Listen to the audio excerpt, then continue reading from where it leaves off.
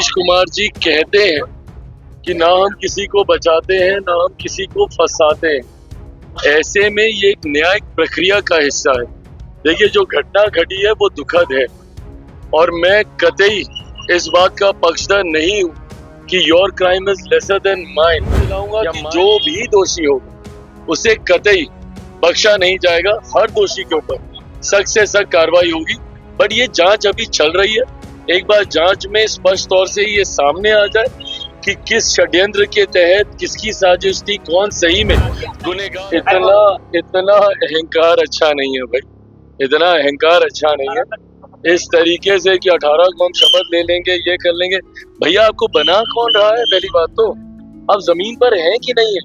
जिस तरीके से एनडीए के प्रति लोगों का विश्वास और ज्यादा बढ़ा है, मैं ये मानता हूँ कि ऑल टाइम हाई के साथ इस बार हम लोग सरकार बनाने जा रहे हैं। भाई, एक यूनाइटेड जो सोचता है वो करता है। अनंत सिंह की गिरफ्तारी पर चिराग पासवान ने खूब बोला। नमस्कार, न्यूज़ फॉर नेशन देख रहे हैं। यहाँ पर मैं हूँ सानिया आपके साथ।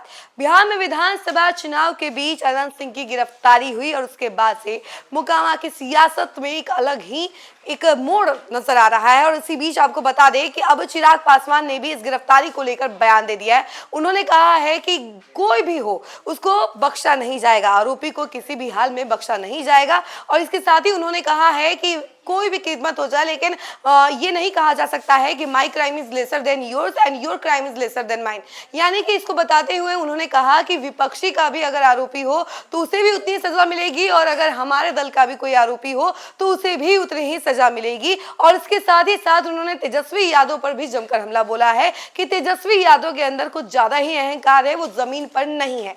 जरा सुनिए कि चिराग पासवान क्या कुछ कह रहे हैं उनके तमाम बयानों के साथ।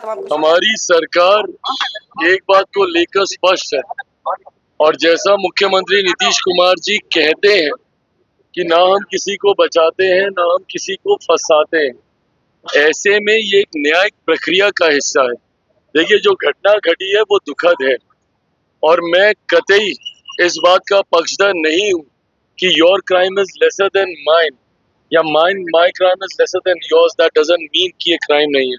अगर एक भी घटना घटती है, मैं कंपैरेटिव स्टडी में नहीं जा रहा, एक भी घटना घटती है वो चिंता का विषय है हमारी सरकार के लिए, वो चिंता का विषय है।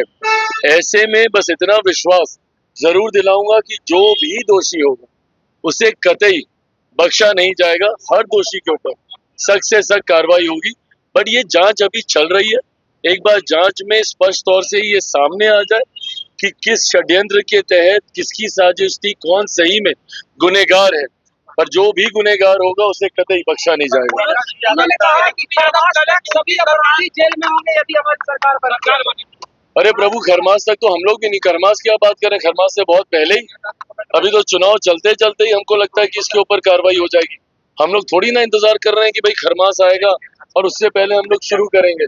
जैसे ही जांच सामने आती है, जैसे ही कोई तथ्य मिलते हैं, सबूत मिलते हैं, जल्द से जल्द कार्रवाई होगी। हम लोग थोड़ी इसको प्रोलॉन्ग करके रखेंगे कि भैया सबूत आज मिले, हम लोग खरमास का इंतजार करेंगे। और हमारी सरकार में हम लोग इस बात को भी सुनिश्चित करते हैं कि किसी भी तरीके के न्याय मिलने में विलंब नहीं हो। पिछले आप कुछ समय से देख रहे होंगे, जैसे ही कोई घटना घटती है तुरंत आरोपियों को पकड़ा जाता है, कड़ी से कड़ी उनको सजा दी जाती है। इस डबल इंजन की सरकार, मेरे प्रधानमंत्री नरेंद्र मोदी जी की सोच वाली सरकार, मुख्यमंत्री नीतीश कुमार जी के अनुभव वाली सरकार में कतई किसी को बख्शा नहीं जाएगा, ये विश्वास है।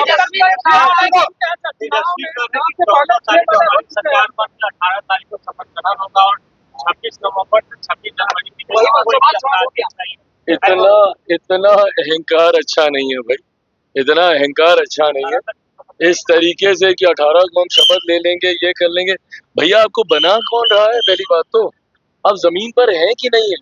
जिस तरीके से एनडीए के प्रति लोगों का विश्वास और ज्यादा बढ़ा है, मैं ये मानता हूँ कि ऑल टाइम हाई के साथ इस बार हम लोग सरकार बनाने जा रहे हैं। भाई, एक यूनाइटेड एनडीए है इस बार। पिछली बार तो डिवाइडेड था, तब भी हम लोगों ने सरकार बना ली थी। इस बार यूनाइटेड एनडीए है और डिवाइडेड महागठबंधन है। इस बार कतई महागठबंधन सरकार बनाना तो बहुत दूर, सरकार बनाने के आंकड़े के कोसों दूर रहने वाले। देखिए, प्रधानमंत्री जब जब आते हैं उनके आने से हमारे गठबंधन को लाभ मिलता है, लोगों में उत्साह, लोगों का विश्वास। और ये पिछले 1 साल में प्रधानमंत्री जी की मेहनत ही है। जिस तरीके से चुनाव से पहले वो 12 बार बिहार आए, जिस तरीके से चुनाव के दौरान वो निरंतरता में बिहार आ रहे, उसने भी कहीं ना कहीं लोगों के मन में डबल इंजन की सरकार को लेकर विश्वास बढ़ाया है। केंद्र में प्रधानमंत्री, प्रदेश में मुख्यमंत्री नीतीश कुमार जी, ये एक ऐसी जोड़ी है, जैसे कल प्रधानमंत्री जी ने भी कहा कि नरेंद्र और नीतीश की ये जोड़ी है जो सही मायनों में बिहार को एक विकसित राज्य बनाएगी। अगले 5 साल बहुत महत्वपूर्ण होंगे बिहार के लिए, एक स्वर्णिम काल के तौर पर होंगे, गोल्डन एरा के तौर पर। सूरज की पहली किरण के साथ जाग उठा बिहार, हर मत बने नई उम्मीद, हर कदम जिम्मेदारी। न्यूज फॉर नेशन की अपील, 6 और 11 नवंबर को घर से निकलें, वोट करें और अपने भाग्य विधाता खुद बने।